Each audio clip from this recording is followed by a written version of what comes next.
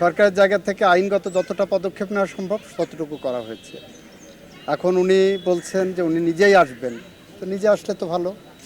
উনি বাংলাদেশে আসবেন, আইনের কাছে সোপর্দ করবেন নিজেকে এবং আইনসঙ্গতভাবেই তাকে ডিল করা হবে।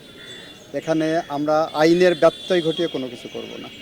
সম্প্রতি সরকার একটা সিদ্ধান্ত নিচ্ছে যে সন্তানকে যদি পিতামাতা জমি দিয়ে দেয় তারপরেও এটার অধিকার আসলে থাকবে, এরকম একটা আইন এটা একটা আইনসঙ্গতভাবে আমরা আগানোর চেষ্টা করছি। Pakistan supreme court, Indian supreme court এবং আমাদের এখানেও কিছু কিছু মামলায় এই নজির আছে। আইন সংস্কার কমিশনের প্রস্তাবনার আলোকেই 133টা অর্ডিন্যান্স অন্তর্বর্তীকালীন সরকারের সময় জারি করা হয় এবং সেই অর্ডিন্যান্সগুলোর মধ্য থেকে প্রায় সবগুলোই আমরা কিন্তু সেই সংস্কারগুলো গ্রহণ করেছি। বাকি যেগুলো আছে আমরা সংবিধান সংশোধন কমিটি গঠন করেছি, বিশেষ কমিটি।